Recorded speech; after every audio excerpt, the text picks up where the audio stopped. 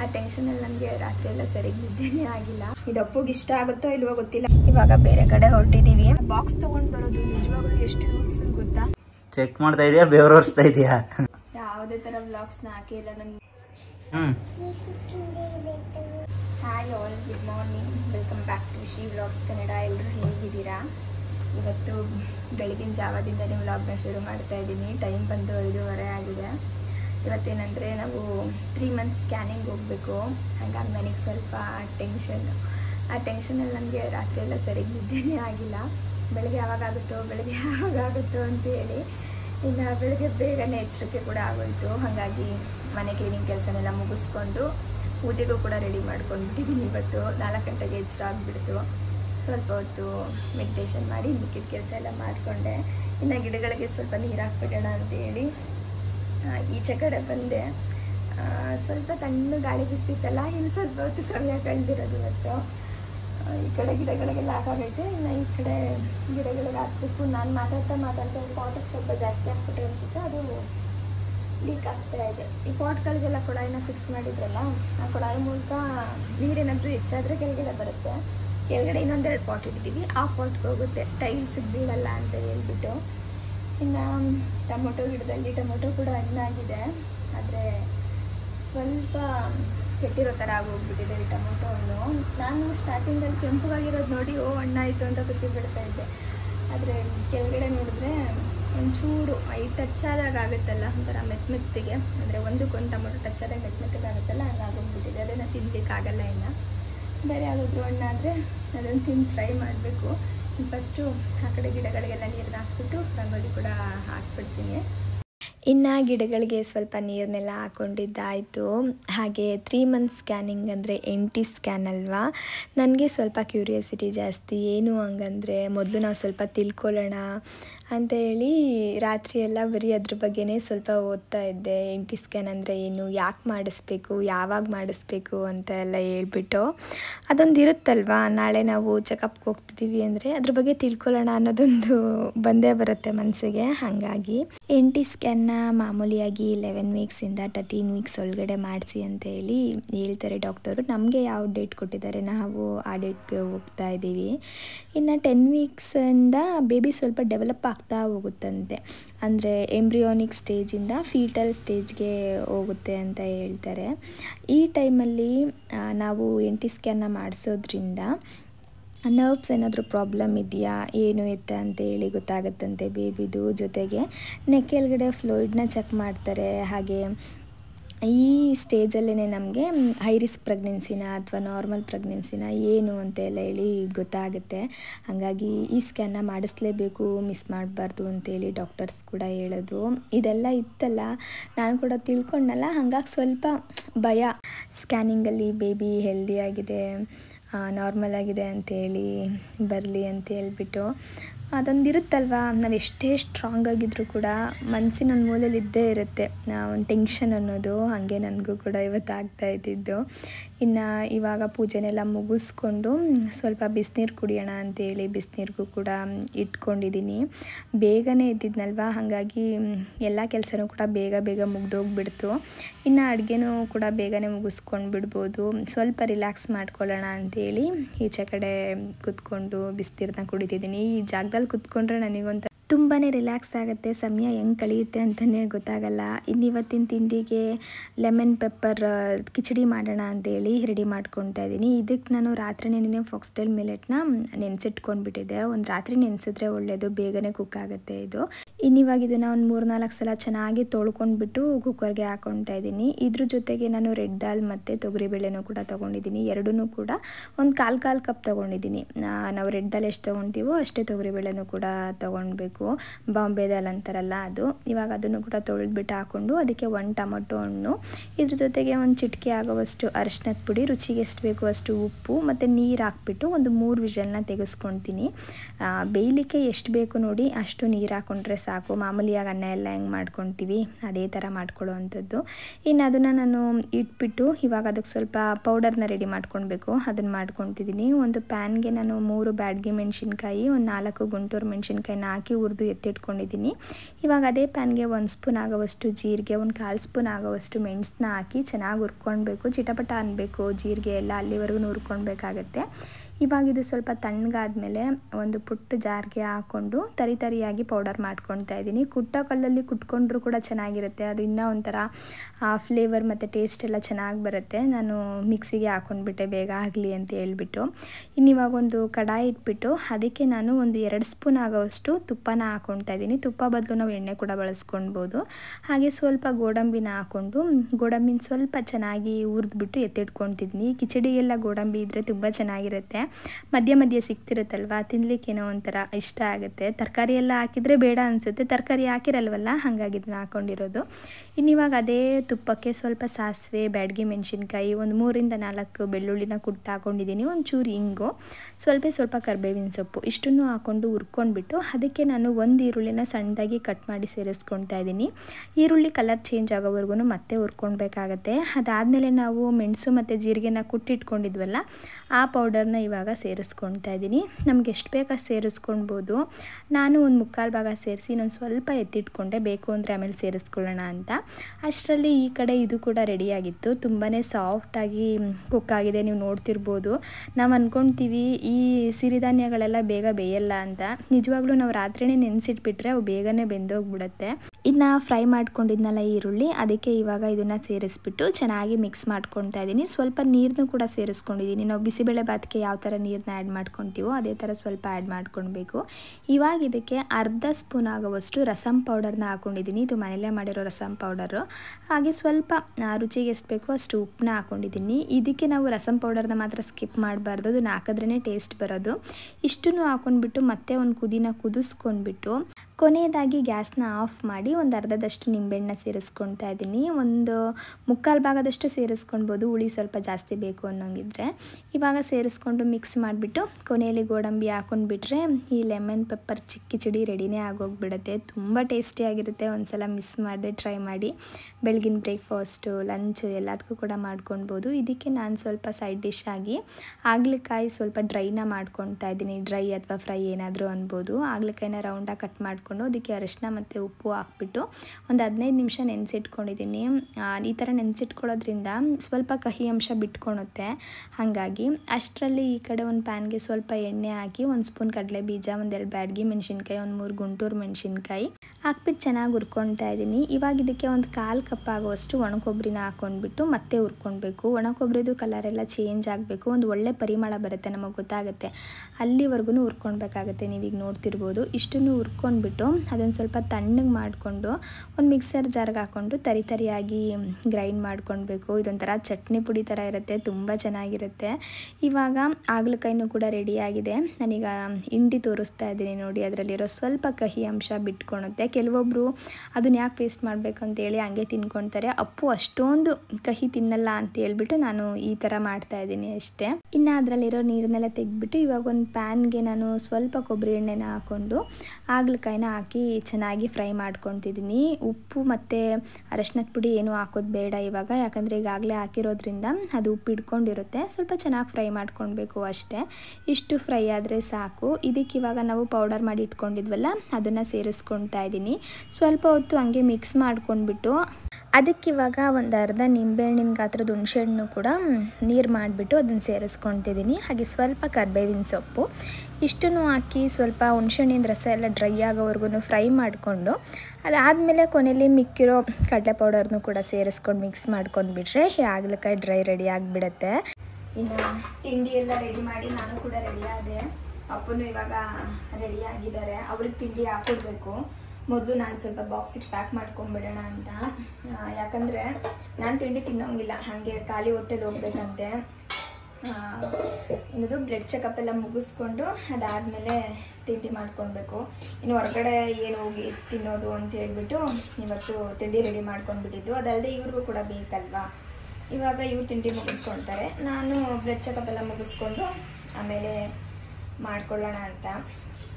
ತುಂಬ ಚೆನ್ನಾಗಿರುತ್ತೆ ಕಿಚಡಿನ, ಒಂದ್ಸಲ ಟ್ರೈ ಮಾಡಿ ನೋಡಿ. ನನಗೆ ಫೇವ್ರೇಟ್ ಇದು.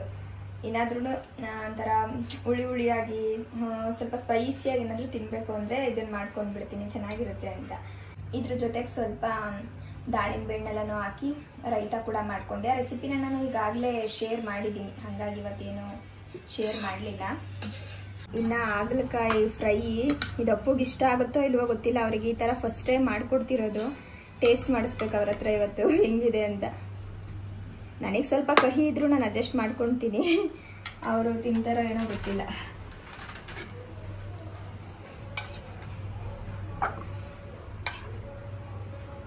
ಇನ್ನು ಇದ್ರ ಜೊತೆಗೆ ಡ್ರೈ ಫ್ರೂಟ್ಸ್ ಲಡ್ಡು ಕೂಡ ಇಟ್ಕೊಂಡು ಬಿಡ್ತೀನಿ. ನನಗೇನೋ ಇತ್ತೀಚೆಗೆ ಇದನ್ನು ತಿನ್ನಲೇಬೇಕು, ಸ್ವಲ್ಪ ಸ್ವೀಟ್ ತಿನ್ನಬೇಕು ಅಂತ ಅನ್ನಿಸ್ತಿರುತ್ತಲ್ವಾ, ಆವಾಗ ಇದನ್ನು ತಿನ್ಕೊಂಡು ಬಿಡೋದು. ಬೆಳಗ್ಗೆನೇ ತಿನ್ಕೊಂಡು ಬಿಡ್ತೀನಿ ನಾನು. ಟೇಸ್ಟು ನಿಜವಾಗ್ಲೂ ತುಂಬಾ ಚೆನ್ನಾಗಿದೆ. ರೆಸಿಪಿ ಕೂಡ ನಾನು ಈಗಾಗಲೇ ಯೂಟ್ಯೂಬಲ್ಲಿ ಅಪ್ಲೋಡ್ ಮಾಡಿದ್ದೀನಿ, ಒಂದ್ಸಲ ಚೆಕ್ ಮಾಡಿ ನೋಡಿ. ಡಿಸ್ಕ್ರಿಪ್ಷನಲ್ಲಿ ಲಿಂಕ್ ಕೂಡ ಕೊಟ್ಟಿರ್ತೀನಿ. ಅಪ್ಪ ನಿಮಗೆ? ನಂಗೆ ಬೇಡಮ್ಮ, ಖಾಲಿನೇ ಆಗೋಗ್ಬಿಟ್ಟಿದೆ ನಮ್ಮ ಮನೇಲಿ. ಇವ್ರಿಗೆ ಇದೆಲ್ಲ ಇಷ್ಟ ಆಗಲ್ಲ. ಇವ್ರಿಗೆ ಏನಿದ್ರು ಡೈರಿ ಮಿಲ್ಕ್ ಅದೆಲ್ಲ ಇಷ್ಟ ಆಗುತ್ತೆ. ಇನ್ನು ಇಷ್ಟು ಖಾಲಿ ಮಾಡಿರೋದು ನಾನು ಒಬ್ಬಳೇ. ಇವಾಗ ಡೈಲಿ ಒಂದೊಂದು ಎರಡೆರಡು ತಿನ್ಕೊಂಡು ಬಿಡ್ತೀನಿ.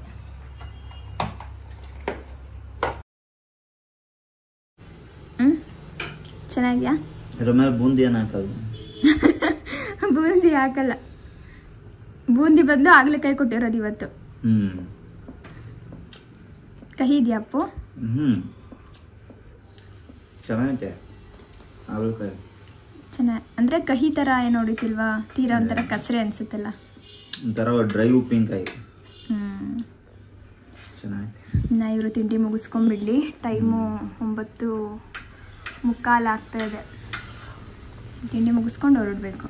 ತಿಂಡಿ ಮುಗಿಸ್ಕೊಂಡು ಹಾಸ್ಪಿಟಲ್ಗೆ ಬೇಗನೆ ಬಂದು, ಇನ್ನು ಬ್ಲಡ್ ಚೆಕಪ್ ಎಲ್ಲ ಮುಗೀತು. ನಾವು ಬೆಳಗ್ಗೆನೆ ಬಂದು ಈಗ ಹಾಸ್ಪಿಟಲಿಂದ ಹೊರಗಡೆ ಬರೋ ಅಷ್ಟರಲ್ಲೇನೆ ಮಧ್ಯಾಹ್ನ ಆಗೋಗ್ಬಿಟ್ಟಿದೆ. ಬ್ಲಡ್ ಚೆಕಪ್ಗಿಂತ ಮುಂಚೆ ಗ್ಲೂಕೋಸ್ ತೊಗೊಳ್ಬೇಕಂತೆ. ಗ್ಲೂಕೋಸ್ ತೊಗೊಂಡು 2 ಅವರ್ಸ್ ಆದಮೇಲಂತೆ ಬ್ಲಡ್ ಚೆಕಪ್ ಮಾಡೋದು. ಅಲ್ಲಿ ಮೆನ್ಷನ್ ಮಾಡಿದ್ರು, ಬಟ್ 2 ಅವರ್ಸ್ಗಿಂತ ಮುಂಚೆ ತೊಗೊಳ್ಬೇಕು ಅಂತ ಏನು ಮೆನ್ಷನ್ ಮಾಡಿರೋದಿಲ್ಲ. ನಾವು ಅಂದ್ಕೊಂಡು ಅಲ್ಲಿ ಹೋಗಿ ತೊಗೊಂಡಿದ್ದ ತಕ್ಷಣ ಬ್ಲಡ್ ಚೆಕಪ್ ಮಾಡ್ತಾರಿರೋ ಅಂತ. ಹಾಗಾಗಿ ಹಂಗೆ ನೇರವಾಗಿ ಬಂದುಬಿಟ್ವಲ್ಲ, ಅದಕ್ಕೆ ಇಷ್ಟೊತ್ತು ವೆಯ್ಟ್ ಮಾಡಿದ್ದಾಯಿತು. ಈಗ ವೆಯ್ಟ್ ಮಾಡಿ ಬ್ಲಡ್ ಚೆಕಪ್ ಮುಗಿಸ್ಕೊಂಡು ಇವಾಗ ಸ್ಕ್ಯಾನ್ಗೆ ಅಂತ ಹೊರಟಿದ್ದೀವಿ. ಇಲ್ಲಿ ಸ್ಕ್ಯಾನಿಂಗಿಗೆ ಅಪಾಯಿಂಟ್ಮೆಂಟ್ ಸಿಗಲಿಲ್ಲ ನಮಗೆ, ಇವತ್ತು ಸಿಗಲಿಲ್ಲ. ಇನ್ನು ನೆನ್ನೆನೂ ಕೂಡ ಟ್ರೈ ಮಾಡಿದ್ವು, ನೆನ್ನೆನೂ ಸಿಗಲಿಲ್ಲ. ಅದಕ್ಕಿಂತ ಮುಂಚೆನೂ ಒಂದ್ಸಲ ನೋಡಿದ್ದಲ್ಲ, ಒಂದು 3 ಡೇಸಿಂದನೂ ನೋಡ್ತಿದ್ದಾರೆ, ಯಾಕೋ ಸಿಗ್ತಿಲ್ಲ. ಅಂದರೆ ತುಂಬ ಜನ ಇದ್ದಾರೆ, ಹಂಗಾಗಿ ಸರಿ ಇನ್ನು ಇವತ್ತು ವೆಯ್ಟ್ ಮಾಡೋದು ಬೇಡ, ಇನ್ನು ನಾಳೆ ಬಂದು ನಾಳೆನೂ ಸಿಕ್ಕಿಲ್ಲ ಅಂದರೆ ಸುಮ್ಮನೆ ಇದಾಗುತ್ತೆ ಅಂತ ಹೇಳ್ಬಿಟ್ಟು ಬೇರೆ ಕಡೆನೇ ಹೋಗಿ ಮಾಡಿಸ್ಕೊಂಡು ಬಂದುಬಿಡೋಣ, ಎಲ್ಲ ಕಡೆನೂ ಒಂದೇ ಅಲ್ವಾ ಅಂತ ಅಂದ್ಕೊಂಡು ಇವಾಗ ಬೇರೆ ಕಡೆ ಹೊರಟಿದ್ದೀವಿ. ಇವಾಗ ಅಲ್ಲಿ ಸ್ಕ್ಯಾನ್ ಮಾಡಿಸ್ಕೊಂಡು ಅಕಸ್ಮಾತ್ ಏನಾದ್ರೂ ರಿಪೋರ್ಟ್ ಬೇಗ ಬಂದರೆ ಮತ್ತೆ ಇಲ್ಲಿಗೆ ಬರಬೇಕು. ರಿಪೋರ್ಟ್ ಏನಾದರೂ ಲೇಟ್ ಆದರೆ ನಾಳೆ ಬರಬೇಕಾಗತ್ತೆ. ನಾನಿವಾಗ ಸ್ವಲ್ಪ ಊಟ ಮಾಡ್ಕೊಂಡು ಬಿಡ್ತೀನಿ. ಗ್ಲೂಕೋಸ್ ಇವಾಗಲೇ ಕುಡ್ದಿದ್ನಲ್ಲ, ಹಾಗಾಗಿ ಅಷ್ಟೊಂದೇನು ನನಗೆ ಅಶ್ವೆಲ್ಲ ಏನೂ ಆಗ್ತಿಲ್ಲ, ನಾರ್ಮಲಾಗಿ ಆ್ಯಕ್ಟಿವ್ ಆಗೇ ಇದ್ದೆ. ಅದರಲ್ಲಿ ವೇಟ್ ಮಾಡಬೇಕಿತ್ತಲ್ಲ, ಅದು ಸ್ವಲ್ಪ ಹಿಂಸೆ ಆಗ್ತಾಯಿತ್ತು ಅಲ್ವ ಅಪ್ಪು? ನನಗಂತೂ ಸಾಕಾಗೋಯ್ತು. ಎಷ್ಟೊತ್ತು ಕುತ್ಕೊಳ್ಳೋದು, ನಿಂತ್ಕೊಳ್ಳೋದು, ಓಡಾಡೋದು ಇದೇ ಆಗೋಯ್ತು, ಒಂದು 2-3 ಅವರ್. ಸದ್ಯ ಈಚೆ ಕಡೆ ಬಂದರೆ ಸಾಕು ಅನಿಸ್ಬಿಟ್ಟಿತ್ತು. ಇಲ್ಲಿ ಇನ್ನು ಜನ ಜಾಸ್ತಿ ಇರ್ತಾರೋ ಏನೋ ಗೊತ್ತಿಲ್ಲ, ನೋಡಬೇಕು. ಇಲ್ಲೇನು ಬುಕ್ ಮಾಡಿಲ್ಲ ನಾವು, ನೇರವಾಗಿ ಹೋಗ್ತಿರೋದು. ಬುಕ್ಕಿಂಗ್ ಏನು ಬೇಡ, ನೇರವಾಗೇ ಬನ್ನಿ ಅಂತ ಹೇಳಿದ್ರಂತೆ. ಹೋಗಿ ಇವಾಗ ನೋಡಬೇಕು. ಕೇಕ್ ಥರ ಆಗೈತಾ? ನೋಡ್ಕೊಂಡು ತಿನ್ನೋದು, ಇದು ಮೆಲ್ಟ್ ಆಗಿ ಏನಾದ್ರು ಆಗೈತೆ? ಏನಾಗಿಲ್ಲ. ಈ ಕಿಚಡಿ ಎಲ್ಲ ಅವಾಗೇ ತಿನ್ನಬೇಕು, ತಣ್ಣಗಾದ್ಮೇಲೆ ತಿಂದರೆ ತಿನ್ನಲಿಕ್ಕೆ ಮನಸ್ಸಾಗಲ್ಲ. ಎಷ್ಟಾಗುತ್ತೆ ಅಷ್ಟು ತಿನ್ನೋ, ಜಾಸ್ತಿ ತಿನ್ಬೇಡ. ಚೆನ್ನಾಗಿ ಆಯ್ತಾ? ಚೆನ್ನಾಗಿದೆ, ಆದರೆ ಬಿಸಿ ಇರಬೇಕಿತ್ತು. ಹಾಟ್ ಬಾಕ್ಸ್ ಎಲ್ಲ ಹಾಕೊಂಬರ್ಬೇಕಾಯ್ತು. ನಾವು ಈ ಥರ ಬಾಕ್ಸ್ ತೊಗೊಂಡು ಬರೋದು ನಿಜವಾಗ್ಲೂ ಎಷ್ಟು ಯೂಸ್ಫುಲ್ ಗೊತ್ತಾ? ಕೆಲವೊಂದ್ಸಲ ಹೋಟ್ಲಿಗೆ ಹೋಗೋಕ್ಕಾಗಲ್ಲ, ಅಲ್ಲಿ ಪಾರ್ಕಿಂಗ್ ಇರಲ್ಲ, ಮತ್ತೊಂದಿರಲ್ಲ, ಇಲ್ಲ ನಮಗೆ ಟೈಮ್ ಇರಲ್ಲ. ಹೌದು.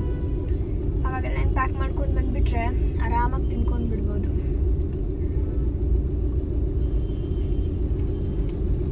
ಮೊದಲೊಂದು ಕಡೆ ಹೋಗಿ ಅಲ್ಲಿ ನೋಡೋಣ ಅಂತ ಅಂದ್ಕೊಂಡು ಅಲ್ಲಿ ನೋಡಿದ್ರೆ ತುಂಬಾ ಕ್ರೌಡ್ ಇತ್ತು. ಅಲ್ಲಿ ಒಂದು 4-5 ಅವರ್ಸ್ ಆಗುತ್ತೆ ಅಂತ ಹೇಳಿದ್ರು. ಸರಿ ಬೇರೆ ಕಡೆ ಒಂದು ಸಲ ಚೆಕ್ ಮಾಡೋಣ ಅಂತೇಳಿ ಇನ್ನೊಂದು ಕಡೆ ಬಂದಿದ್ದೀವಿ. ಇಲ್ಲಿ ಪರವಾಗಿರಲಿಲ್ಲ, ಕ್ರೌಡ್ ಸ್ವಲ್ಪ ಕಮ್ಮಿ ಇತ್ತು. ಇನ್ನು ಸ್ಕ್ಯಾನಿಂಗ್ ಮುಗಿಸ್ಕೊಂಡು ಅಲ್ಲಿಂದ ಅಪ್ಪು ಸಂಜೆಗೆ ಏನಾದ್ರೂ ಫಿಶ್ ಕರಿ ಮಾಡು ಅಂತ ಹೇಳಿದ್ರು. ಹಾಗಾಗಿ ಮೀನು ತೊಗೊಳ್ಳೋಣ ಅಂತೇಳಿ ಫಿಶ್ ಸ್ಟಾಲ್ಗೂ ಕೂಡ ಬಂದಿದ್ದೀವಿ. ಇವತ್ತು ಬಂಗಡೆ ಮೀನು ತಿನ್ಬೇಕಂತ ಅನ್ನಿಸ್ತಿತ್ತಂತೆ, ಹಾಗಾಗಿ ಅದನ್ನೇ ತಗೊಂಡಿದ್ದಾರೆ. ಏನು ಮಾಡ್ತಾ ಇದೀಯಾ? ಕಲ್ಲಂಗಡಿ ಹಣ್ಣು ಚೆಕ್ ಮಾಡ್ತಾ ಇದ್ದೀನಿ. ಚೆಕ್ ಮಾಡ್ತಾ ಇದೀಯಾ, ಬೆವರೋರಿಸ್ತಾ ಇದೀಯಾ? ಇವಾಗೆಲ್ಲ ನ್ಯೂಸಲ್ಲಿ ತೋರಿಸ್ತಾರಲ್ಲಪ್ಪು, ಏನಂತ? ಕಲ್ಲಂಗಡಿ ಹಣ್ಣಲ್ಲಿ ಕಲರ್ ಹಾಕ್ಬಿಟ್ಟಿರ್ತಾರೆ, ತಿನ್ನುವಾಗ ಹುಷಾರಾಗ್ತಿದ್ನಿ. ಯಾವ್ದ್ರೆಲ್ಲ ನೋಡಿದ್ದೆ, ಟಿಶ್ಯೂ ಪೇಪರ್ನ ಹಿಂಗಿಟ್ಟು ನೋಡಿ ಕಲರ್ ಜಾಸ್ತಿ ಡಾರ್ಕ್ ಆದ್ರೆ ಡೂಪ್ಲಿಕೇಟ್ ಇಂಜೆಕ್ಟ್ ಮಾಡಿರ್ತಾರೆ ಅದಕ್ಕೆ, ಇಲ್ಲ ಅಂದ್ರೆ ಏನಿಲ್ಲ ಅಂತ. ಅದಕ್ಕೆ ಚೆಕ್ ಮಾಡ್ತಾ ಇದ್ದೀನಿ. ಚೆನ್ನಾಗಿದೆ. ವೈಟ್ ಬಟ್ಟೆ ಹಾಕು, ಟಿಶ್ಯೂ ಇಟ್ಕೊಂಬೇಡ. ಟಿಶ್ಯೂ ಅದೆಲ್ಲ ಅದಕ್ಕೆ ಅಂಟ್ಕೊಂತದ, ಅದು ಏನಾದ್ರು ಇನ್ಫೆಕ್ಷನ್ ಆಯ್ತಾ. ಬಿಳಿ ಬಟ್ಟೆ, ಕಾಟನ್ ಬಟ್ಟೆ ತಗೊಂಡು ಇಕ್ಕಿದ್ರೆ ಗೊತ್ತಾಗ್ಬಿಡ್ತದೆ. ನಾನು ಟಿಶ್ಯೂ ಇತ್ತಲ್ಲ ಅದನ್ನ ಏನು ಇಲ್ಲ, ಚೆನ್ನಾಗೇ ಇದೆ. ಪಾಪ ಇವತ್ತು ಹಾಸ್ಪಿಟಲ್ಗೆ ಹೋಗಿ ಬರೋ ಅಷ್ಟರಲ್ಲಿ ಫುಲ್ ಒಂದು 90 ಭಾಗ ಸುಸ್ತು ಜಾಸ್ತಿ ಆಗ್ಬಿಟ್ಟಿದೆ. ತುಂಬಾ ಒಂಥರ ಬಾಯಾರಿಕೆ ಆಗ್ತಿತ್ತು, ಬಿಸ್ಲಲ್ವಮ್ಮ, ಅದಕ್ಕೆ ಒಂಥರ ಕೈ ಕಾಲೆಲ್ಲ ನಡ್ಗೋಕ್ ಶುರು ಆಗೋಯ್ತು ನನಗೆ. ಅಲ್ಲಿ ಬರ್ಬೇಕಾದ್ರೆ ಅಲ್ಲಿ ಸ್ಕ್ಯಾನ್ ಮಾಡ್ಬೇಕಾದ್ರೆ ಸ್ವಲ್ಪ ಲೇಟ್ ಆಯ್ತು. ಇನ್ನು ಹಂಗೆ ಕಲ್ಲಂಗಡಿ ಹಣ್ಣು ತಗೊಂಡ್ ಬರೋಣ ಅಂತ ಇವರು ತಗೊಂಡ್ ಬಂದಿದ್ರ. ನನ್ಗೆ ಕಟ್ ಮಾಡ್ಬೇಕಾದ್ರೆ ಫ್ಲಾಶ್ ಆಯ್ತು, ಒಂದ್ಸಲ ಚೆಕ್ ಮಾಡೋಣ ನಿಜ ಇರ್ಬೋದಾ. ಅದು ಇದು ಬೇರೆ ಸಿಕ್ಕಾಪಟ್ಟೆ ಕಲರ್ ಐತೆ. ಇದು ನೋಡಿ ಏನ್ ಕಲರ್ಫುಲ್ ಆಗಿತ್ತು ಅಂದ್ರೆ ಹಂಗೆ ಅನ್ಸ್ತು ನನಗೆ, ಎಲ್ಲಿ ಕಲರ್ ಹಾಕಿರ್ತಾರ ಅಂತ. ಏನು ಹಾಕಿಲ್ಲ, ತಿನ್ಬೋದು. ಯಾರು ಒಬ್ಬೊಬ್ರು ಮಾಡ್ತಾರಲ್ವಾ ಅಪ್ಪ. ಅದೇ ಜಾಸ್ತಿ ಬಿಸ್ನೆಸ್ ಆಗ್ಬೇಕು ಅಂದ್ರೆ ಹಂಗ್ ಮಾಡ್ತಾರೆ. ಏನಪ್ಪ ಇವಾಗ ಏನೇನೋ ಹೇಳ್ತಾರೆ, ಏನ್ ತಂದು ತಿನ್ನೋಕ್ಕೂ ಸ್ವಲ್ಪ ಭಯ ಆಗ್ಬಿಟ್ಟಿದೆ. ಹಂಗಾಗಿ ಆದಷ್ಟು ಚೆಕ್ ಮಾಡ್ಕೊಂಡು ತಿನ್ನೋದು. ಇನ್ನ ನಮ್ಮ ವ್ಲಾಗ್ನ ಅಪ್ಲೋಡ್ ಮಾಡಿನೇ ಸುಮಾರು ದಿನ ಆಗೋಗ್ಬಿಟ್ಟಿದೆ. ಒಂದು 5-6 ದಿನ ಆಯ್ತು ಅಂತ ಅನ್ಕೊಂತೀನಿ ಅಲ್ವಾ ಅಪ್ಪು? ಹೌದು. ಯಾವುದೇ ತರ ವ್ಲಾಗ್ಸ್ನ ಹಾಕಿಲ್ಲ, ನನ್ನ ವ್ಲಾಗ್ಸ್ನೇ ಮಾಡಿರ್ಲಿಲ್ಲ. ಏನಕ್ಕೆ ಆಗ್ತಿಲ್ಲ ಅಂತ ಕೂಡ ಕಮೆಂಟ್ ಮಾಡ್ತಾ ಇದ್ರಿ. ಏನಂದ್ರೆ ಇವ್ರಿಗೂ ಹುಷಾರಿರ್ಲಿಲ್ಲ ಅಲ್ಲ, ಇವ್ರು ಕಂಪ್ಲೀಟ್ ಆಗಿ ಹುಷಾರಾಗ್ಲಿ ಅಂತ ಸುಮ್ಮನಾಗಿದ್ದೆ. ಅದಲ್ಲದೆ ಆಂಟಿಯವ್ರಿಗೂ ಹುಷಾರಿರ್ಲಿಲ್ಲ. ಎಲ್ರಿಗೂ ಹುಷಾರಿಲ್ಲ, ಅದೇನ್ಕೋ ಅಂತಾನೆ ಗೊತ್ತಿಲ್ಲ. ಹಂಗಾಗಿ ನನ್ನ ಬ್ಲಾಗ್ಸ್ ಏನೂ ಮಾಡ್ಕೊಂಡಿರ್ಲಿಲ್ಲ. ಏನೋ ಒಂಥರ ನಂಗೆ ಹುಷಾರಿಲ್ಲ ಹಂಗೆಲ್ಲ ಯಾರಾದರೂ ಹೇಳ್ತಿರೋದನ್ನ ಕೇಳ್ತಿದ್ರೆ ಬೇಜಾರಾಗ್ತಿರುತ್ತೆ. ಏನರಲ್ಲೂ ಕೂಡ ಅಷ್ಟು ಇಂಟ್ರೆಸ್ಟ್ ಇರಲ್ಲ. ಇನ್ನು ಇವತ್ತು ಹಾಸ್ಪಿಟಲ್ಗೆ ಹೋಗ್ತಿದ್ವಲ್ಲ, ಹಾಗಾಗಿ ವ್ಲಾಗ್ನ ಮಾಡ್ಕೊಳ್ಳೋಣ ಅಂತೇಳಿ ಮಾಡ್ಕೊಂಡಿದ್ದು ಅಷ್ಟೇ. ಇದನ್ನು ಯಾವತ್ತು ಅಪ್ಲೋಡ್ ಮಾಡ್ತೀನಿ ಅಂತಲೂ ಗೊತ್ತಿಲ್ಲ. ಆಗಲೇ ತಲೆ ನೋವ್ತಾ ಇದೆ ನನಗೆ. ಹೋಗ್ಬಿಟ್ಟು ಬಂದ್ವಲ್ಲ, ಸ್ವಲ್ಪ ಹೊತ್ತು ರೆಸ್ಟ್ ಮಾಡಿ ಇವಾಗ ಕೂತಿರೋದು. ಯಾಕೆ? ಏನಿಲ್ಲ. ಇವ್ರು ನಗ್ತಾ ಇದಾರೆ. ಚೆನ್ನಾಗಿ ಇದೆಯಾ ತಲೆನೋವು ಅಂತೀಯಾ? ತಲೆ ಒಳಗಡೆ ಇರೋದು ನೋವು ಹೆಂಗ್ ಕಾಣಿಸುತ್ತೆ ಅಲ್ವಾ? ನಾನು ಮಧ್ಯಾಹ್ನ ಊಟ ಮಾಡ್ಕೊಂಡು ಬಂದ್ನಲ್ಲ ಕಾರಲ್ಲಿ, ಅಷ್ಟೇ. ನಿನ್ನೆ ಇವರು ಬಂದು ಅದನ್ನೇ ಊಟ ಮಾಡಿದ್ದಾರೆ. ಈ ಕಲ್ಲಂಗಡಿ ಹಣ್ಣು ತಿಂದರೆ ಹೊಟ್ಟೆ ತುಂಬಿಡುತ್ತೆ, ಇನ್ನೇನು ಅಷ್ಟಾಗಲ್ಲ. ಈ ವರ್ಷದ ಮೊದಲನೇ ಕಲ್ಲಂಗಡಿ ಹಣ್ಣು ಅಲ್ವಾ? ಏನಮ್ಮ ನಮ್ಮ ಮನೆಗೆ ತಂದಿರೋದು? ಅದು ಹಿಂಗೆ ಮೊದಲನೇದೈತದೆ. ಇಲ್ಲ, ಮನೆಗೆ ತಂದಿರೋದ ಎರಡನೇದು. ಮೊನ್ನೆ ಒಂದು ತಂದಿದ್ವಲ್ಲ, ಎಷ್ಟೊಂದು ಅನ್ಸುತ್ತೆ. ಏನೋ ಗೊತ್ತಾ, ನಮ್ಮ ಮನೆ ವಾರಕ್ಕೊಂದ್ಸಲ 15 ದಿನಕ್ಕೊಂದ್ಸಲ ಕಲ್ಲಂಗಡಿ ತರ್ತಾನೆ ಇರ್ತೀವಿ. ಅದ್ ಯಾವಾಗ ಸೀಸನ್ ಬರುತ್ತೆ ಅಂದ್ರೆ ಇದನ್ನ ತಂದಿದ್ದು ಎರಡನೇದು. ಇದು ಈ ಕಲ್ಲಂಗಡಿ ಹಣ್ಣು. ಮಾಮೂಲಿ ಇನ್ನೊಂದು ತತ್ತೀವಿ ಚಿಕ್ಕದು. ಸ್ವೀಟ್ ಇಲ್ವಾ? ಟೇಸ್ಟ್ ಇಲ್ಲ ಅದು. ಹಂಗೆ ಕಚ್ಕೊಂಡ್ ತಿನ್ಬೇಕು, ಕುಯ್ಕೊಂಡ್ ತಿಂದ್ರೆ ಟೇಸ್ಟ್ ಎಲ್ಲಿ ಬರ್ತದೆ? ಸಿಪ್ಪೆ ಸಮೇತ ತಿನ್ನು. ಸಿಹಿ ಕಹಿ ಎಲ್ಲ ಒಟ್ಟಿಗೆ ತಿನ್ಬೇಕು. ಹಸುದು ಎಷ್ಟು ಚೆನ್ನಾಗಿ ತಿಂದು ಹೆಂಗೆ ಆರೋಗ್ಯವಾಗಿರ್ತದೆ ನೋಡು. ನಾವು ಹಣ್ಣೆಲ್ಲ ತಿಂದು ಸಿಪ್ಪೆ ಕೊಡ್ತೀವಿ, ಅದೇ ಗಟ್ಟಿಗಿರ್ತದೆ. ಹಣ್ಣೆಲ್ಲ ಕೊಟ್ಬಿಟ್ಟು ನಾವು ಸಿಪ್ಪೆ ತಿನ್ನೋಣ. ನಾವಲ್ಲ, ನೀನ್ ಮಾತ್ರ ತಿನ್ನು. ನೋಡಿದ್ರೆ ಇವ್ರನ್ನ ನಾನು ಮಾತ್ರ ಸಿಪ್ಪೆ ತಿನ್ಬೇಕಂತೆ. ಅಷ್ಟೊಂದು ಟೇಸ್ಟ್ ಇಲ್ಲ, ಸ್ವಲ್ಪ ಸಪ್ಪೆ ಸಪ್ಪೆ. ನನ್ಗೆ ಈ ಕಲ್ಲಂಗಡಿ ಹಣ್ಣಿಗಿಂತ ಇನ್ನೊಂದು ಬರುತ್ತೆ ನೋಡಿ, ಚಿಕ್ಕದಾಗಿರುತ್ತಲ್ಲ, ಯಾವ ಕಲರ್ ಇರುತ್ತೆ? Dark green. ಆ ಕಲ್ಲಂಗಡಿ ಹಣ್ಣು ಇಷ್ಟ. ಅದು ಚಿಕ್ಕದಾಗೂ ಇರುತ್ತೆ, ಒಂದ್ಸಲ ತಂದ್ರೆ 2 ದಿನ ಖಾಲಿ ಮಾಡ್ಬೋದು. ಅದಲ್ಲದೆ ತುಂಬಾ ಸ್ವೀಟ್ ಇರುತ್ತೆ. ಅದು ಸೀಡ್ಸ್ ಕಮ್ಮಿ ಇರುತ್ತೆ, ನಂಗೆ ಅದಕ್ಕೆ ಅದಿಷ್ಟ. ಇದರ ಸೀಡ್ಸ್ ಜಾಸ್ತಿ, ಆಮೇಲೆ ಹಿಂಗೆ ಸ್ವೀಟು ಇರಲ್ಲ, ಯಾರಾದ್ರೂ ಜಾಸ್ತಿ ಜನ ಬಂದಾಗ ಮೊನ್ನೆ ತಂದ ಸ್ವೀಟ್ ಇತ್ತು. ಮೊನ್ನೆ ತಂದೆ ಸ್ವೀಟ್ ಇತ್ತು, ಮತ್ತೆ ಅದು ರವೆ ರವೆ ತರ ಇತ್ತು ಅಪ್ಪು. ಇದು ರವೆ ರವೆ ತರ ಇಲ್ಲ, ಹಣ್ಣು ಜಾಸ್ತಿ ಆಗ್ಬಿಟ್ಟಿರ್ಬೇಕಿದು. ತಿನ್ನುವಳಿ ಅಡ್ಜಸ್ಟ್ ಮಾಡ್ಕೊಂಡು ಇನ್ನೊಂದ್ಸಲ ಹುಡ್ಕೊಂಡು ತಗೊಂಬತ್ತೀನಿ. ಬಾ ಕಟ್ ಮಾಡ್ಕೊಡ್ತೀನಿ, ನೀನು ತಿನ್ಬಿಡು. ಕಟ್ ಮಾಡಿ ತಿಂದು ಸ್ವಲ್ಪ ರಿಲ್ಯಾಕ್ಸ್ ಮಾಡಿ ಅದಾದ್ಮೇಲೆ ನನ್ನ ಬ್ಲಾಗ್ನ ಕಂಟಿನ್ಯೂ ಮಾಡ್ತೀನಿ. ಇನ್ನು ಸಂಜೆ ಸುಕೃತಿನ ಕರ್ಕೊಂಡು ಬಂದಿದ್ದು, ಸ್ವಲ್ಪ ಹೊತ್ತು ಅವಳ ಜೊತೆ ಆಟ ಆಡಿಕೊಂಡು ಇವಾಗ ಅಡುಗೆಗೆ ರೆಡಿ ಮಾಡ್ಕೊಳ್ಳೋಣ ಅಂತೇಳಿ ಮಾಡ್ತಾಯಿದ್ದೀನಿ. ಅಡುಗೆ ಮಾಡೋ ಸಮಯದಲ್ಲಿ ಅಡುಗೆ ಮನೆಗೆಲ್ಲ ಬರ್ತಿರ್ತಾಳೆ, ಏನಾದರೂ ಹೇಳ್ಬಿಡ್ತಾಳೆ ಅಂತ ಹೇಳ್ಬಿಟ್ಟು ಟಿ ವಿ ಹಾಕ್ಕೊಟ್ಬಿಟ್ಟಿದ್ದೀನಿ. ಅವಳಿಗೆ ಪೊಮೊಗ್ರೆನೇಟ್ ಅಂದರೆ ಇಷ್ಟ, ಅದನ್ನು ಕೊಟ್ಬಿಟ್ರೆ ಆರಾಮಾಗಿ ಅದು ಖಾಲಿ ಆಗೋವರೆಗೂ ಟಿ ವಿ ನೋಡ್ತಾಳೆ, ಕಾರ್ಟೂನ್ ಏನಾದರೂ ನೋಡ್ತಿರ್ತಾಳೆ. ಇನ್ನು ಈ ಕಡೆ ಅಷ್ಟರಲ್ಲಿ ಅಡುಗೆ ಮಾಡ್ಕೊಂಬಿಡೋಣ ಅಂತೇಳಿ ಇವತ್ತು ಬಾಂಗ್ಡಾ ಮೀನಲ್ಲಿ ಪುಳಿ ಮುಂಜಿ ಮಾಡ್ತಾಯಿದ್ದೀನಿ. ಮೊದಲು ಒಂದು ಕಡಾಯಿಗೆ ಸ್ವಲ್ಪ ಎಣ್ಣೆ, ಬ್ಯಾಡಗಿ ಮೆಣಸಿನ್ಕಾಯಿನ ಹಾಕ್ಕೊಂಡು ಫ್ರೈ ಮಾಡಿಕೊಂಡೆ. ಅದೊಂದು ಅರ್ಧ ಫ್ರೈ ಆಗಿದೆ ಅನ್ನುವಾಗ 1.5 ಸ್ಪೂನ್ ಆಗುವಷ್ಟು ಧನಿಯಾ ಕಾಳನ್ನ ಸೇರಿಸ್ಕೊಳ್ತಾ ಇದ್ದೀನಿ. ಹಾಗೆ ಒಂದು ಅರ್ಧ ಸ್ಪೂನ್ ಆಗುವಷ್ಟು ಜೀರಿಗೆ, ಒಂದು ಸ್ವಲ್ಪ ಸಾಸಿವೆ ಹಾಕ್ಕೊಳ್ತಾ ಇದ್ದೀನಿ. ಸಾಸಿವೆ ಜಾಸ್ತಿ ಹಾಕಬಾರ್ದು, ಸ್ವಲ್ಪ ಹಾಕ್ಕೊಂಡಿದ್ದೀನಿ. ಒಂದು 10 ಮೆಣಸಿನ ಕಾಳನ್ನ ಸೇರಿಸ್ಕೊಂಡಿದ್ದೀನಿ. ಹಾಗೆ ಒಂದು 4-5 ಮೆಂತ್ಯ ಕಾಳನ್ನು ಕೂಡ ಸೇರಿಸ್ಕೊಂಡು ಚೆನ್ನಾಗಿ ಹುರ್ಕೊಳ್ತಾ ಇದ್ದೀನಿ. ಎಣ್ಣೆಲೇ ನಾವು ಚೆನ್ನಾಗಿ ಫ್ರೈ ಮಾಡ್ಕೊಳ್ಬೇಕು, ಇದೆಷ್ಟು ಚೆನ್ನಾಗಿ ಫ್ರೈ ಮಾಡ್ತೀವೋ ಚೆನ್ನಾಗಿರುತ್ತೆ ಸಾರು. ಸ್ವಲ್ಪ ಲೋ ಫ್ಲೇಮಲ್ಲೇ ಹುರ್ಕೊಳ್ಬೇಕಾಗತ್ತೆ. ಈಗ ನೀವು ನೋಡ್ತಿರ್ಬೋದು ಅದು ಕಲರೆಲ್ಲ ನೀಟಾಗಿ ಚೇಂಜ್ ಆಗ್ತಾ ಇದೆ. ಇನ್ನಿದು ಕಂಪ್ಲೀಟಾಗಿ ತಣ್ಣಗಾದ್ಮೇಲೆ ಒಂದು ಮಿಕ್ಸರ್ ಜಾರ್ಗೆ ಹಾಕ್ಕೊಂಡು ಒಂದು ಫುಲ್ ಗೆಡ್ಡೆ ಆಗುವಷ್ಟು ಬೆಳ್ಳುಳ್ಳಿನ ಸೇರಿಸ್ಕೊಂಡಿದ್ದೀನಿ. ಹಾಗೆ 1 ಕಪ್ ಆಗುವಷ್ಟು ತೆಂಗಿನಕಾಯಿ ತುರಿ, 1 ನಿಂಬೆಹಣ್ಣಿನ ಗಾತ್ರದ ಹುಣಸೆಹಣ್ಣು ಕೂಡ ನೆನೆಸ್ಬಿಟ್ಟು ಹಾಕ್ಕೊಂಡಿದ್ದೀನಿ. ಇದಕ್ಕೆ ಮುಖ್ಯವಾಗಿ ಹುಣಸೆಹಣ್ಣೆ ಬೇಕಾಗಿರೋದು, ನಾವು ಹಾಕಿದಷ್ಟು ತುಂಬ ರುಚಿಯಾಗಿರುತ್ತೆ. ಇನ್ನು ಗ್ರೈಂಡ್ ಮಾಡಿಕೊಂಡು ಇವಾಗ ಒಂದು ಮತ್ತೆ ಕಡಾಯಿನ ಇಟ್ಕೊಂಡು ಅದಕ್ಕೆ ಸ್ವಲ್ಪ ಎಣ್ಣೆ, ಇದ್ರ ಜೊತೆಗೆ ಬೆಳ್ಳುಳ್ಳಿ, 1 ಹಸಿರು ಮೆಣಸಿನ್ಕಾಯಿ, ಸ್ವಲ್ಪ ಕರಿಬೇವಿನ ಸೊಪ್ಪು, ಹಾಗೆ ಒಂದು ಅರ್ಧ ಈರುಳ್ಳಿನ ಹಾಕ್ಕೊಂಡು ಒಂಚೂರು ಅರಶಿನ ಪುಡಿನೂ ಸ್ವಲ್ಪ ಉಪ್ಪನ್ನು ಕೂಡ ಸೇರಿಸ್ಕೊಂಡ್ಬಿಟ್ಟು ಚೆನ್ನಾಗಿ ಹುರ್ಕೊಳ್ತಾ ಇದ್ದೀನಿ. ಈ ಮೀನು ಸಾಂಬಾರೆಲ್ಲ ಮಡಿಕೆಲಿ ಮಾಡಬೇಕು, ಆ ರುಚಿನೇ ಬೇರೆ, ಹಾಗಾಗಿ ನಾನು ಮಡಿಕೆನೇ ಬಳಸ್ತೀನಿ. ಇವಾಗ ರುಬ್ಬಿರೋ ಮಸಾಲೆ ಹಾಕ್ಬಿಟ್ಟು ಅದಕ್ಕೆ ಎಷ್ಟು ಬೇಕಷ್ಟು ನೀರು ಮತ್ತು ರುಚಿಗೆ ಇನ್ನೊಂದು ಸ್ವಲ್ಪ ಏನಾದರೂ ಉಪ್ಪು ಬೇಕಿದ್ರೆ ಉಪ್ಪನ್ನ ಸೇರಿಸ್ಕೊಂಡ್ಬಿಟ್ಟು ಚೆನ್ನಾಗಿ ಕುದಿಸ್ಕೊಳ್ತಾ ಇದ್ದೀನಿ. ಸಾಂಬಾರು ಒಂದು 99% ಚೆನ್ನಾಗಿ ಬೆಂದಿರಬೇಕು. ಅದಾದಮೇಲೆ ಇವಾಗ ಮೀನನ್ನ ಸೇರಿಸ್ಕೊಳ್ತಾ ಇದ್ದೀನಿ. ನಾವು ಮಡಿಕೆಲಿ ಮಾಡ್ತಾ ಇರೋದ್ರಿಂದ ಜಾಸ್ತಿ ಕುಕ್ ಮಾಡಬಾರ್ದು, ಮೀನನ್ನ ಹಾಕಿದ ತಕ್ಷಣವೇ ಗ್ಯಾಸ್ನ ಆಫ್ ಮಾಡಿಬಿಡಬೇಕು, ಆವಾಗ ಅದು ಸರಿ ಹೋಗುತ್ತೆ. ಇನ್ನು ಸುಕೃತಿ ನಾವು ಹೊರಗಡೆ ಊಟಕ್ಕೆಲ್ಲ ಹೋದಾಗ ಅವಳು ಫಿಶ್ನ ತಿಂತಿರಲಿಲ್ಲ, ನಾನಂತೂ ನೋಡಿಲ್ಲ ಅವಳು ಫಿಶ್ನ ತಿಂದಿದ್ದು. ಹಾಗಾಗಿ ಇವತ್ತು ಟ್ರೈ ಮಾಡೋಣ, ಅವಳಿಗೂ ಕೂಡ ಇಡಿಸ್ಬೋದು ಅಂತ ಹೇಳ್ಬಿಟ್ಟು ನಾನು ಫಿಶ್ ಕ್ಲೀನ್ ಮಾಡಬೇಕಾದ್ರೆ ಎಲ್ಲ ಅವಳನ್ನೇ ಕೂರಿಸ್ಕೊಂಡು ಎಲ್ಲ ಕ್ಲೀನ್ ಮಾಡ್ತಿದ್ನಲ್ಲ, ಆವಾಗ ನೋಡ್ತಾ ಇದ್ಲು ಏನಿದು ಮೀನಿನ ಏನು ಅಂತ ಎಲ್ಲ ಹೇಳ್ಬಿಟ್ಟು. ಹಾಗಾಗಿ ಅವಳಿಗೆ ಇಂಟ್ರೆಸ್ಟ್ ಬಂತು ಅಂತ ಅನಿಸುತ್ತೆ. ಇನ್ನು ಸಾಂಬಾರು ಮಾಡಬೇಕಾದ್ರೂ ನಾನೇ ಹಾಕ್ತೀನಿ, ನಾನೇ ಸಾಂಬಾರು ಮಾಡ್ತೀನಿ ಅಂತ ಹೇಳ್ಬಿಟ್ಟು ಅವಳೇ ನೆನೆ ಹಾಕ್ಕೊಂಡು ನೋಡ್ತಾ ಇದ್ಲಲ್ಲ, ಹಾಗಾಗಿ ಇವತ್ತು ಸ್ವಲ್ಪ ಅವಳು ಕೂಡ ತಿಂದಳು. ನಾವು ಈ ಥರ ಅಡುಗೆ ಮಾಡೋ ಸಮಯದಲ್ಲೆಲ್ಲ ಮಕ್ಕಳನ್ನ ಜೊತೆಲಿ ಕರ್ಕೊಂಡು ತೋರಿಸ್ಕೊಂಡು ಮಾಡಿದ್ರೆ ಅವ್ರಿಗೂ ಕೂಡ ಊಟದಲ್ಲಿ ಸ್ವಲ್ಪ ಇಂಟ್ರೆಸ್ಟ್ ಬರುತ್ತೆ. ಯಾವುದನ್ನ ತಿನ್ನಲ್ಲ ಅಂದಿರ್ತಾರೆ ನೋಡಿ, ಅದನ್ನೇ ಸ್ವಲ್ಪ ಆಸೆ ಪಟ್ಟು ತಿಂತಾರೆ. ಇವತ್ತು ನನಗೆ ಹಂಗಾಗಿ. ಇನ್ನು ನಮಗೆ ಸ್ವಲ್ಪ ಬಾಯ್ಲ್ಡ್ ರೈಸ್ ಮಾಡ್ಕೊಂಡಿದ್ದೆ, ಸುಕೃತಿಗೆ ವೈಟ್ ರೈಸ್ ಮಾಡಿದ್ದೆ. ಇದು ಸ್ವಲ್ಪ ಅನ್ನ ದಪ್ಪ ಇರುತ್ತಲ್ವ, ಅವಳಿಗೆ ತಿನ್ಲಿಕ್ಕೆ ಆಗುತ್ತೋ ಇಲ್ವೋ ಅಂತ ಹೇಳಿ ಇನ್ನು ಅವಳಿಗೆ ಊಟ ಮಾಡಿಸಿ ನಾನು ಕೂಡ ಊಟ ಮುಗಿಸ್ಕೊಂಡು ಅಪ್ಪುಗೆ ಇವಾಗ ಹಾಕ್ಕೊಡ್ತಾ ಇದ್ದೀನಿ. ನಿಜವಾಗ್ಲೂ ಸಾಂಬಾರು ಟೇಸ್ಟ್ ತುಂಬಾ ಚೆನ್ನಾಗಿತ್ತು. ಒಂದ್ಸಲ ಮಿಸ್ ಮಾಡ್ದೇ ಟ್ರೈ ಮಾಡಿ ನೋಡಿ. ಯಾವಾಗೆಲ್ಲ ಫಿಶ್ ಕರಿ ತಿನ್ನಬೇಕು ಅನಿಸುತ್ತೋ ಅವಾಗೆಲ್ಲ ನಾವು ಇದನ್ನೇ ಮಾಡ್ಕೊಂಡು ಬಿಡ್ತೀವಿ.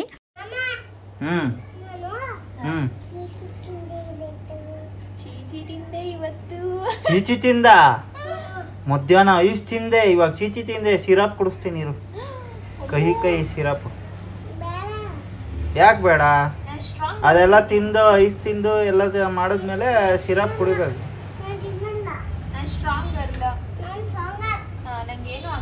ನೀನು ಮೂಳೆ ಮನ್ಷಿ, ಸ್ಟ್ರಾಂಗ್ ಅಲ್ಲ. ಯಾರು ತಂದಿದ್ದಮ್ಮ ಅದನ್ನ? ವಿಷ್ಣು ಮಾಮ. ಪರವಾಗಿಲ್ಲ, ನಿಲ್ಸ್ಬೇಕಾ ಇದನ್ನ? ನಿಲ್ಸ ತಂದಿಲ್ಲ ಮಾಮ, ನಿಲ್ಸ ತಂದಿಲ್ಲ ಮಾಮ. ಆಯ್ತು, ನೆಕ್ಸ್ಟ್ ತಗೊಂಬತ್ತೀನಿ ಟುಮಾರೋ. ನೆಕ್ಸ್ಟ್ ಈ ಜಾಗನ ಚೆನ್ನಾಗಿ ಹಚ್ಕೊಂಡ್ಬಿಟ್ಟಿದ್ದಾಳೆ, ಆರಾಮಾಗಿ ಬಂದು ಕುತ್ಕೋತಾಳೆ. ನಾನು ಕುತ್ಕೊಳ್ಳೋದು ನೋಡಿ ಏನೋ ಅನ್ಸುತ್ತೆ. ಸಣ್ಣ ಗಾಳಿ ಬೀಸ್ತದಲ್ಲಮ್ಮ, ಗಿಡ ಎಲ್ಲ ಅವೇ ಹಿಂಗೆಲ್ಲ ಜಂಪ್ ಮಾಡೋದು. ಇವತ್ತಿನ ವ್ಲಾಗ್ನ ನಾನು ಇಲ್ಲಿಗೆ ಎಂಡ್ ಮಾಡ್ತಾ ಇದ್ದೀನಿ. ವ್ಲಾಗ್ನ ಪೂರ್ತಿಯಾಗಿ ನೋಡಿದರೆ ಪ್ಲೀಸ್ ಒಂದು ಲೈಕ್ ಮಾಡಿ. ಹಾಗೆ ಇನ್ಯಾರಾದರೂ ನನ್ನ ಚಾನಲ್ನ ಸಬ್ಸ್ಕ್ರೈಬ್ ಮಾಡದೆ ನೋಡ್ತಿದ್ರೆ ಸಬ್ಸ್ಕ್ರೈಬ್ ಮಾಡ್ಕೊಂಡು ಕೂಡ ನೋಡಿ.